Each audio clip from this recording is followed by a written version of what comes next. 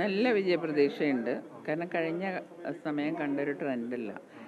പാർട്ടിയുടെ വോട്ട് മാത്രമല്ല, അതിനപ്പുറമുള്ള വോട്ടുകളും എനിക്ക് കിട്ടും. അതൊന്നും എനിക്കറിയില്ല. എന്നെ സ്നേഹിക്കുന്ന കുറേ ആളുകളുണ്ട്. അത് ആ അല്ല, എന്നെ സ്നേഹിക്കുന്ന കുറേ കോൺഗ്രസ്സുകാരുണ്ട്.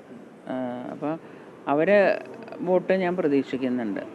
അതാരാണ് എന്താണെന്ന് എനിക്ക് പറയാൻ താല്പര്യമില്ല. തീർച്ചയായിട്ടും നല്ലൊരു ശതമാനം വോട്ട് ചെയ്തിട്ടുണ്ട് എനിക്ക്. ഈ പറഞ്ഞ മാതിരി ഒരു 10,000-ത്തിനടുത്ത് എനിക്ക് എന്തായാലും കിട്ടും. തീർച്ചയായിട്ടും ബി ജെ പിക്ക് അനുകൂലമാവും. ബി ജെ പിയിൽ നല്ലോണം ആളുകൾ കൂടിയിട്ടുണ്ട് ഇപ്പോൾ. നമ്പേഴ്സ് നോക്കുമ്പോൾ അവരൊക്കെ വോട്ടുകൾ വരുമല്ലോ. പിന്നെ എനിക്ക് വേണ്ടി പല സ്ഥലത്തു നിന്ന് വന്ന് വോട്ട് ചെയ്തിട്ടുണ്ട് ആൾക്കാർ. ഓസ്ട്രേലിയയിൽ നിന്ന് വന്നിട്ടുണ്ട്, ജർമ്മനിയിൽ നിന്ന് വന്നിട്ടുണ്ട്, അങ്ങനെ കുറേ ആളുകൾ വന്നിട്ടുണ്ട്.